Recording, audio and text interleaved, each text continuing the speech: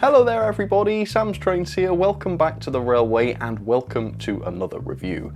Today it is one of the most iconic and recognisable British diesels.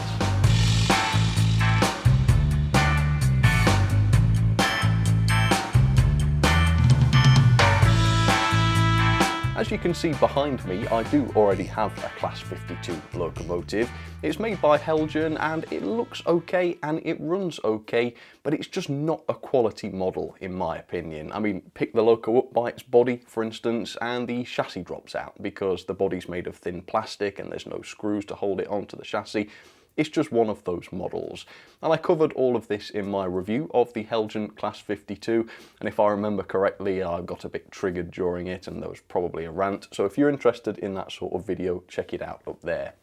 Also, since posting that Haulage review, people have been telling me about a much better, supposedly, Class 52 made by Dapol. And I've taken those comments on board and at long last I've managed to get one. So this is the Dapol Class 52. This is a few years old, I don't think it's a new release or anything, but I've heard great things about it. Now, this is a new batch. Dapol have just released a new batch of these, and I had this pre-ordered until that batch came out at the Model Centre, who are a decent retailer, in my opinion. Always a fair price and always a good, quick service. So check them out if you'd like to, and also keep up the good work at the Model Centre. Anyway, so the RRP for this loco is £157.27, which doesn't sound too bad in itself. But the price I paid from the Model Centre, bearing in mind this was a new release, or at least a new batch, £125.80. You can't go wrong, really. So yet again, Dapol really leading the way in terms of value for money. Or so it seems. As it happens, I have no idea what this loco is like. It might be far worse than the Haulage, for all I know. But that's why we do these things, to find out. So let's take a look at the Dapol Class 52. So the big question for me is just what is this going to be like for £125? Because by modern standards that is not a lot of money for a very large diesel locomotive. Now, am I expecting this to be of the same sort of quality as, let's say, the Accurascale Deltic? Well, no, I'm not expecting that. I might be pleasantly surprised. But I have found with some of Dapol's older locos that they're not really my cup of tea. So, you know, I don't really know what to expect at all. But that ought to make an interesting video, I suppose. Anyway, let me show you the end of the box. So the one I've gone for is 4D-003-017. It is a Class 52 Western Gladiator. And this is in the BR Maroon FYE D1016. Yeah, I decided I would go for a maroon rather than a BR Blue, just for a bit of variety. And I guess I might even prefer the maroon, I don't know. But for the first time, let's open this box and see what the Dapol 52 is like. I've heard such a lot about it, you know, but I've never seen it. I don't think I've even seen one up close. Right, so decent Dapol packaging, as always. Oh, there's the loco. Very well packaged in there, as you can see, lots of foam. Yeah, I mean, they do a good job, do Dapol, with the old packaging. So hopefully that will have protected the loco. Not got any instructions. No, they're not inside the box. Perhaps they're under the loco. But, oh no, I can see them. They're bunched in with the loco. Let's have a look at this then. Wow. So we've got a box of accessories. This is strange. Cool though. Yeah, nice little storage box. Right, let's start taking a look at some of this then. So without looking at the instructions first, I couldn't tell you what this stuff is. Maybe it fits onto the bogies. Not too sure. It looks like some sort of pipes or something. I'd probably call them cylinder drain cocks, massive ones if they were on a steam loco, but of course that's silly. Then what are these? Alright, so these look like, if I had to guess, these are some sort of alternative buffer beam fitting. So that perhaps if you didn't want a NEM coupling fitted to the loco, you can have a more realistic end instead. I guess that's what those are, or something like that. Then we've got some of these stickers. Well, stickers or transfers, either way. So some head coats that you can put on. Nice bit of customizability there. And then we've got another accessories bag, scrunched up tiny. And inside here we've got all sorts. Some etched details on there, looks like, some of them painted red. all sorts. Buffer beam details, I've got some screw link couplings. They don't look like the sort of movable type, but it's nice to have them at least for decoration. Maybe there's some lamps in there. I can see some sort of painted lamps. Coupling inside there as well. I might have to pull that out in a bit then. But yeah, quite a lot of accessories, and quite a lot of them are sort of optional extras and bits that you can use to customise the model. So that's quite impressive, I suppose. It's always nice to have more options, isn't it? Okay, put those to one side. Let's pull out the engine then, and let's take our first look. I've got to say, the weight is immediately very obvious. Oh my word, I've just noticed something else. Very, very nearly missed it. Look here, £125, and we've got etched nameplates, etched number plates, and there's some other plates underneath it, if I can get them out of the way. Builder's plates, etched builder's plates. I was impressed to see these with the Acura Scale Deltic at £160. So again, goodwill, good intent, it's all here from Dapol. That is so wonderful to see. Anyway, as I was saying, this is noticeably extremely weighty. Yeah, this is going to be a very, very heavy model, I think, when I get this out. But I think it's time we had a look at the paperwork, and then that ought to let us learn a bit more about the model, because that's what I want. I want to find out about the model, because it's been so long, and I still haven't ever owned one. Right, so Dapol D-Class 52 diesel locomotive, history of the Western Class 52. All right, that's pretty nice, so pause and read that if you'd like to. We've got some specifications here. Again, I've got no idea of these at the moment. Twin brass flywheels, 5-pole skew-wound motor, see-through spoke driving wheels. Wow, well, I don't think the Elgin had that. NEM couplers, yeah, custom removable valancers, okay. Directional lighting, 21-pin socket, provision for large sound speaker, and internal cab lighting. So I don't know if I was imagining this would be some slightly old-fashioned model, but according to the specs, it's pretty up to date. Anyway, it opens backwards for some reason. Alright, so we've got some decent images here. So we'll start in this corner. DCC, yeah, shows you the location of the 21-pin socket. Speaker goes on the opposite side by the looks of things. Accessories and other options, yeah, I mean, I'll just let you look at that rather than try to read through all of this. But yeah, you can see where all of the accessories go. That's nice and clear. It also talks about the Dapol 12-month warranty, which is a great thing. I mean, that will look after you, I suppose, if anything goes wrong. And then on the back, we've got a bit about maintenance, just wheel cleaning really, and lubrication. And it shows you where to put the oil. So it's all very, very standard. There's another booklet here, or another sheet of some sort, or two in fact. That one's the warranty, so I don't need to go into that. Right, a lighting guide, apparently. Cool. So for DC operation, that's the important one for me. The factory setting is traditional front and rear lights which operate directionally. Yeah, that's fair enough. Okay, so it's pretty standard stuff. You can do different things on DCC, yada, yada, yada. More on the back. Yeah, just setting up decoders to do all that sort of stuff. I'm not going to go into too much detail with that. Right, let's have a look at the loco then. And again, look at the quality of the packaging here. All this foam all around it. Yeah, hopefully that's done the job and the loco's in good shape. Let's take a look. Am I doing this right? No. Yeah, it's a weird packaging setup. The sides clip off. Okay, can I lift it now? Yes. Ooh, it was a tight fit, and there was some sticky stuff stuck to it, so I hope that's all right. Anyway, so the quality of the finish is surprisingly good. Look at that, there's a really good quality satin sheen to it. That's wonderful. I can clearly see the fans through these grills. I don't think the Helgen one was as good as that. No, these fans are definitely much more realistic looking. Let's pull the loco out. I'm going to hold it by the body. Ooh, it was stuck. Ugh. Stuck to this plasticky stuff. And there's oil all over it. Ugh. All right. That's not so good. I'll have to clean that up later on. But yes, a very, very heavy loco indeed.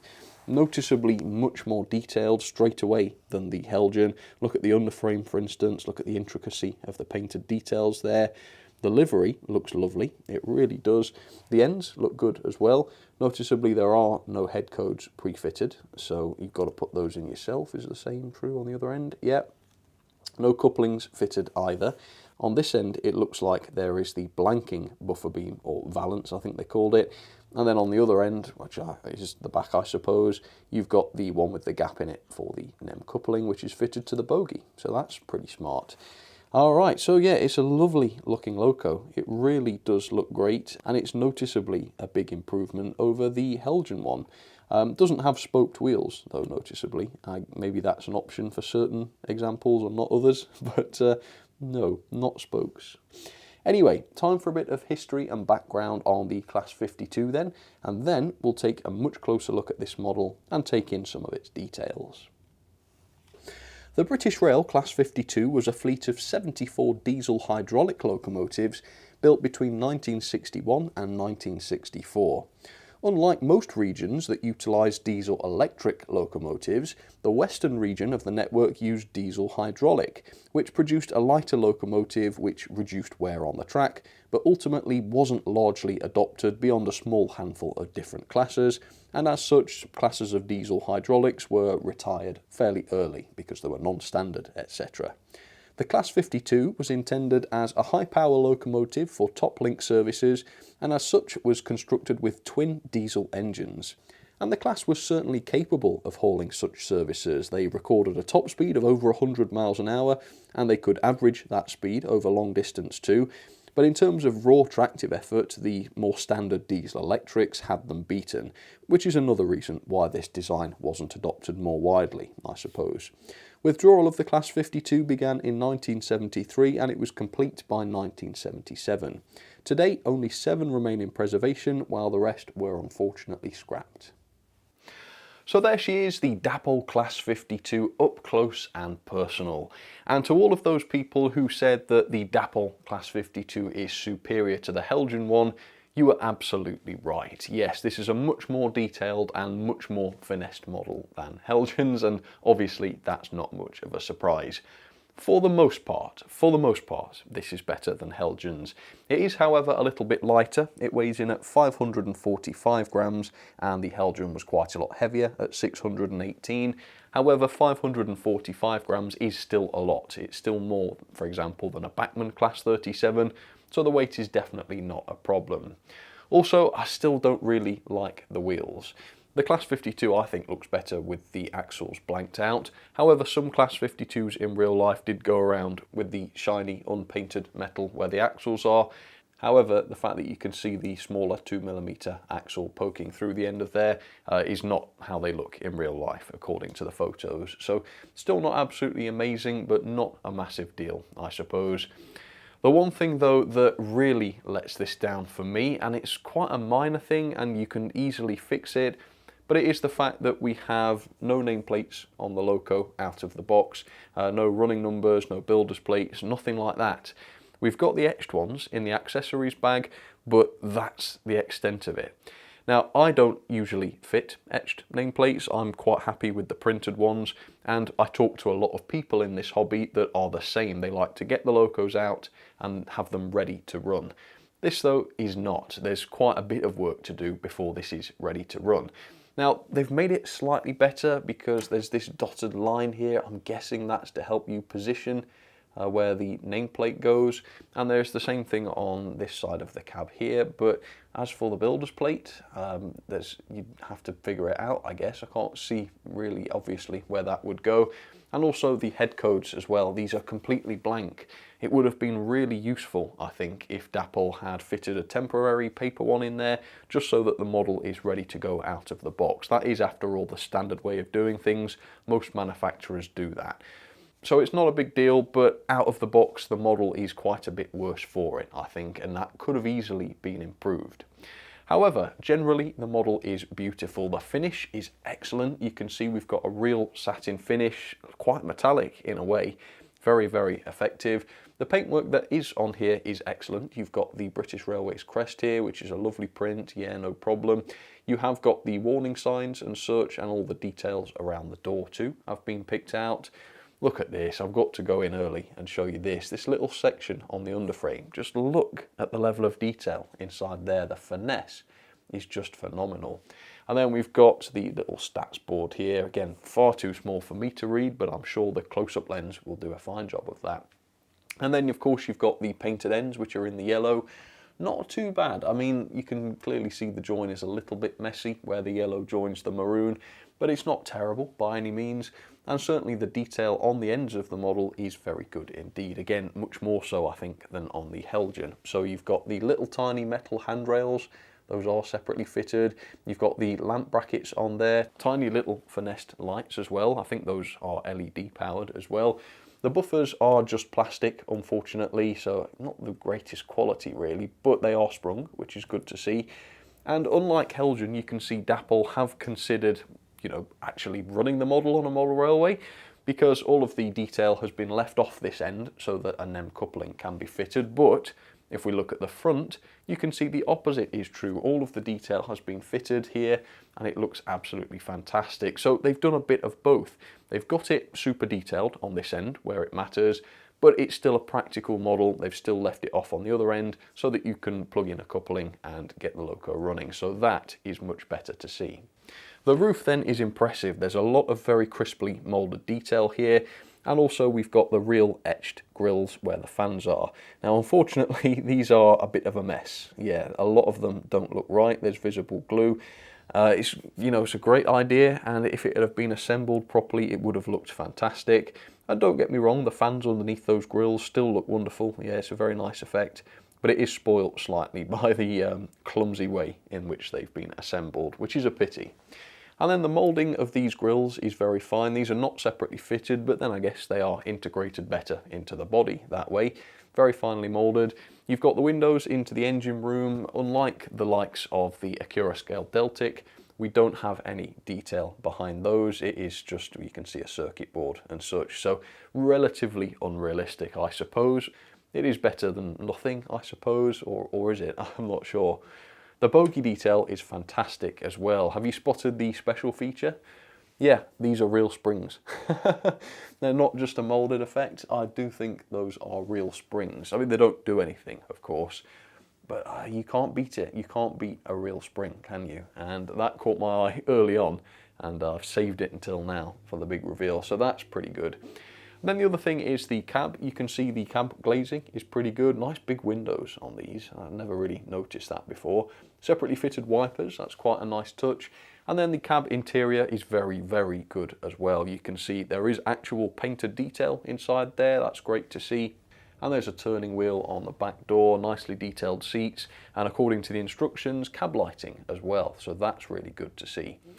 I should point out on the outside of the cab doors, these handrails I believe are just a part of the moulding, but they have been very precisely decorated so that they look quite convincing. So actually that's not much of a big deal. It's just another fragile detail that isn't going to break off. So yeah, I don't mind that either.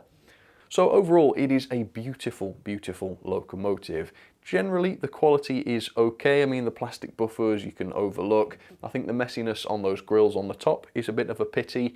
But it's mainly the fact that the loco is essentially unfinished that lets it down. I think some tampo printed versions of the nameplates, the numbers and the builder's plates, they would make the loco look finished out of the box, and they would make it easier to know where all those plates are supposed to go. And also some sort of pre-fitted head code so that a modeler doesn't have to faff about with those transfers if they don't want to. Applying transfers is quite a specialist task. Not everybody's up to that. So yeah, I think those are oversights, to be honest, but they don't change the fact that this is a very, very good looking loco at a very reasonable price. Again, £125. That puts many manufacturers to shame. So well done, Dapol. Let's move on. Let's see how this runs, and we'll also take a look at the mechanism. That ought to be interesting.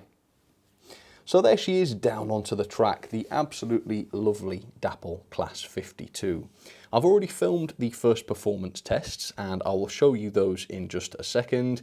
Normally I wouldn't tell you how that went, I would leave it as a surprise for you, but it's important that you know what I'm about to say before we look at the mechanism, because I'm going to refer to it as we look at the mechanism. So yeah, unfortunately it is the same old Dapol routine. We've got derailment issues, which is not so much a problem with more modern Dapol releases, but certainly stuff from this sort of era, at least on my track, has major derailment problems, and this is definitely one of them. So let me talk to you about why I think this is. First of all, look at the flanges on the wheels. These are incredibly fine scale flanges. And these on their own are not a problem. In fact, many modelers seek out this sort of fine scale flange, so that's not an issue. But when you combine it with this, see how little movement there is in this bogie? Basically no rotation here, and funnily enough the same thing was true of the Dapol Class 73, which also had derailment issues. That's why I think this is what's causing it. Now compare and contrast that with the Haulage Class 52, which does not have derailment issues. Yeah, the amount of movement in the bogie there is, what, 10 times as much? And other Coco Locos that I've got are like this as well. There's plenty of movement, and they too do not derail. So that, I think, is definitely a design issue with this and similar Dapol Locos. In terms of the mechanism itself, though, it's okay. The base keeper plates are clipped on, unfortunately. They're not screwed, which is a little bit awkward. And it was particularly awkward to remove this because of the balances. Didn't know this at the time, but I think really you'd be much better off to remove the balancers because then the couplings don't get caught on them.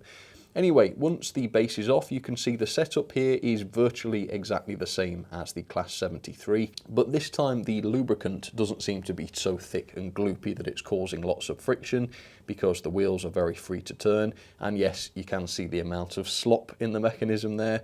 The wheels can slop forwards and back almost, you know, a quarter turn or so. Quite sloppy. And then you've also got these bearings, which is a good feature, but these bearings also serve as the pickups. So if I pull them out, you can see we've got regular pickups touching these bearings. It's not my favourite kind of design. Very, very unreliable with the Class 73. Not noticed that with this, but still you've effectively got two unreliable points of contact instead of just the one that you'd have when the pickup touches the wheel directly. And this also introduces a problem because obviously a moving electrical connection like that does need cleaning from time to time. And how do you get under that bearing to do that? You know, it's awkward. It's not a great design. And to be honest, there are no disadvantages that I can think of to regular pickups. You know, the Accurascale Deltic is a stellar performer, and that just uses regular pickups. So yeah, not keen on that. Anyway, the chassis is easy to get to because there's just 4 screws holding the body on. Screws, not clips. Very, very good. There is a slight inconvenience of this plug, which connects the body to the chassis. We haven't got spring-loaded contacts for that, and that's for the cab lighting. But yeah, if you remember it's there, you can unplug that without any problems. Nice heavy chassis, largely die-cast, that's where most of the weight comes from, so that's all good. There's a 5-pole motor buried inside the Loco, which apparently, according to the instructions, does have dual flywheels, so that's a great quality feature. There's the 21-pin socket, so nice and up-to-date socket there. And then you've got these LEDs which face upwards, unusually. And then you've got these sort of light channels which direct the light towards the front of the engine, so that's fine. And then the gauge is another interesting one. Most of the axles came in at 14.5mm back to back, some of them at 14.3. So first of all, quite inconsistent. Second of all, most of them are quite a bit tighter than we see on most Locos, which do tend to be around 14.3 these days. That might exacerbate the derailment issues. But besides the, the small number of flaws I have been able to find, the mechanism seems good. I'll be honest with you. Yeah, it's a fairly good quality mechanism. Anyway, here we go then. Let me show you what happened during the performance test. Okay, it is the moment of truth. How does the Dapol Class 52 run? I just really hope that there's no problems with this. It would be lovely to just run it and it'd be perfect and not have to faff about. I'm sure it will be absolutely fine. It's just I keep thinking of that Dapol Class 73 that I've messed about with so much just to get it to run right. Hopefully this is going to be okay right from square one. But let's find out. Forwards direction. Let's give it some juice for the first time. Here we go.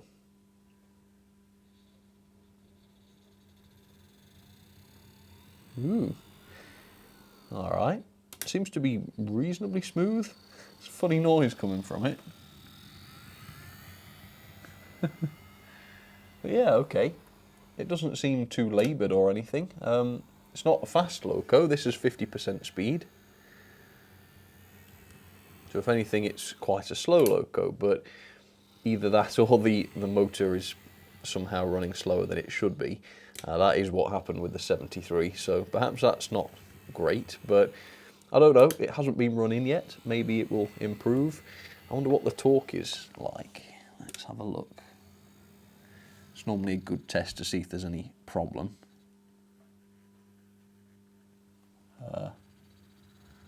That's 50. And yeah, it's turning its wheels. I mean, it's definitely slowing down, so torque isn't phenomenal, but it is a heavy loco, so it is asking a lot for it to fight against a massive finger like that.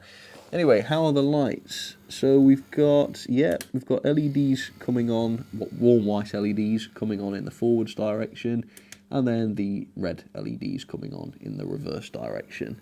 Not the most effective on analog. The lower speeds, the warm white LEDs aren't coming on until, well, I can't see the front one until I reach about 40. So this is definitely a DCC man's game, I think. Can I see the cab lights? Yes. Oh, the cab lights are marvellous. They're actually decently bright. You can actually notice them. Oh, right, that's cool then. Okay, so the lighting is pretty decent. The only thing to test now then is the crawl. How is this out of the box at the low speed? Obviously, I will need to run this in before I can draw a final conclusion. But here we go. I'm easing it up. It's buzzing. I'm still easing. Ooh. Bit more. Okay. So it is creeping along very slowly, but it does keep stalling. So the slow speed is marvellous, but it's not smooth. Marvellously slow, I should say. I mean, that's a contradiction. If it's not smooth, it can't be marvellous. But it is very, very slow, that's for sure. High speeds? I would say there it's smooth. So to say it's not been run in, it's looking promising, I think. Yeah, it's looking promising. And by the way, I noticed when I was just filming the close-ups on the bodywork and such, there is a lot of oil. I tried my best to wipe it off, but yeah, there are oil marks on the body, so if you notice that, and that's what those are.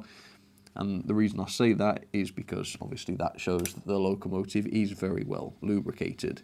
And certainly the underside of the bogies was very, very oily when this first came out, so I don't think this has dried out or something, so hopefully that's all right.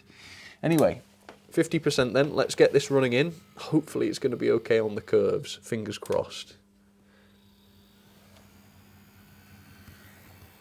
Okay, here she comes, first chance to stretch her legs.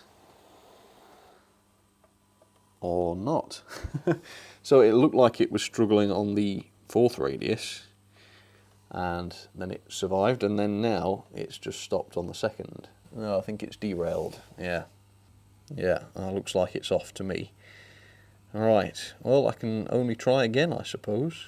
Okay, take two. Got a bad feeling about this. What happens if I just... Has it come off again?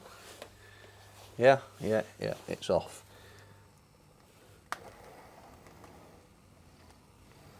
Alright, let's just see if it does this anywhere else. Whether it's just that one curve, I don't know. Not looking good. It's exactly what the Class 73 did, actually. Right, so it's almost completed a lap besides that other curve. So the curve it's derailing on is a second radius half curve, which is on a slight incline. So let's watch that again. Is it derailed before it gets on there? I'll have to double check that. Right, I'm not sure what I've done really. Wiggled the bogies about a bit. Don't know if that's adjusted something, but it's not doing it now. The observation is though that the flanges on the wheels are very, very fine, and there's very, very little forwards and backwards rotation in the bogies, just like the Class 73. And so, again, like the 73, if you've got inclines, particularly curved inclines, then this loco is going to struggle. And I think that was what was doing it. Having said that, I don't know why the loco is fine now and why it was derailing before. Maybe it was just stiff or something to start with, and now it's loosened up when I wiggled the bogies about. I don't know, but it is suspiciously similar to the 73. Okay, well, it seems to be all right now, so I'm going to keep it running. We'll see what the performance is like after an extra hour's run or so. So I'll see you shortly. Please do keep your fingers crossed for me. Okay folks, we are back, and you'll notice we are running on the middle line now, and that's because that derailment issue began again, but intermittently. So it would do 2 laps without a problem, then it would derail, and fortunately it doesn't seem to be doing it on the middle line, so it's just easier, I think, to finish the review with it on there. Now I want to make something clear, right? Is it entirely the loco's fault? Probably not, because my track is not very good. Obviously it's laid on the floor, it's not an ideal situation, but I have hundreds of other locos, many of them Coco diesels of this sort of size, which do not derail on this very same track. So what I can say is that this loco and other locos with a similar design, aka the Class 73, are much more sensitive than most other locos. And so if you've got a layout with inclines, or perhaps even worse, curves on inclines, you could probably see issues with this. Equally, if your track is really well laid and much better than mine, then you might not see problems at all. You just need to bear it in mind, I think. But to reiterate, probably not entirely the loco's fault, but the vast majority of models can take that curve without any problems at all. Anyway, how is the performance now? Now, I've noticed it's much louder in one direction. And obviously it's just been doing this direction, it's just been doing backwards. So the direction it's just been doing is much quieter than in forwards. So it will be interesting to observe whether or not it gets quieter in the forwards direction as we do this next section. So that's something to bear in mind. We'll try the crawl in just a second. The pulling power is okay, 0.84 newtons, which is quite a lot. It's about 47 coaches, I think it was. But that's not as much as you'd expect for a loco of this weight. In fact, I've got lighter locos in the collection that have more power. And I do think that that's because of the slight lack of torque here. Like, if I ram it up to 50%, you can see it is struggling to turn its wheels. Did this a minute ago, and it turns its wheels, but then it speeds up an awful lot once you move your finger. So yeah, I think the torque isn't as great as on some other locos, and let's see if the crawl is any better now. I think it was fairly decent before, but let's see if it's better now that the loco's stretched its legs. So a bit more, I think. Well, that was worse. Blimey, it was doing a good crawl a minute ago. Let's try again. And I will try it backwards. All right. Ooh. I'm not touching the controller now. No, not quite enough to move itself there. Oh, yeah, maybe. So it's struggling forwards. Give it a bit more. Right. So it's not brilliant. Yeah. I'm going to go ahead and say the torque and the performance of this loco isn't quite up to standard. I think the Bachmann 37, the Accurascale Deltic, to name a couple of other brands of loco, I think they perform quite a bit better than this. And the Accurascale Deltic is heavier than this as well, so there's that. Let's see what it's like in this direction though. Yeah, definitely better. So that's strange, because it has run for the same amount of time in both directions. It's just the direction it's going in now was the most recent one. So that's interesting. That is acceptable. That's a very good crawl. How very odd. Should also say it was in this direction that it kept stalling when it derailed. Yeah, after it derailed it would stall the motor. So I don't know if that's upset it in that direction somehow, can't imagine why. But yeah, anyway, whatever, we just need to run it more forwards, I think. So let's go and couple to some coaches, see how she gets on. Oh, I haven't showed you the coaches. Yeah, I've just got 6 ex-Great Western region coaches. I don't want to load this loco up with too much, because I'm not that confident in it, to be honest. Yeah, seems a bit dodgy. But it doesn't derail, I don't think, on this line, so that should be okay. Right. I did have to fit the coupling, by the way. It didn't come with that fitted, but it did come with it provided, so you just got to fish it out of the detail bag. I think we're ready then. Let's see how it gets on with coaches. We're going to go think we'll go for 50 this time because it's not that fast a loco. There we go. And we'll see how it handles those in just a second. And then on the inside line we have the Haulage Class 52. Oh, backwards. It's confusing me today having the locos on different tracks. So yeah, overall this is the worst model. Yeah, worst quality, worst detail, probably a lot more expensive. I can't remember though, so scratch that one. However, I think it might be the better performer. It kind of wins on that by default because it doesn't derail all the damn time, but I think it might be a slightly better crawler as well. So yeah, unfortunately it's basically as I feared. Yeah, same old Dapol issues, or perhaps not a better crawler though. It's a bit of a take-off, wasn't it?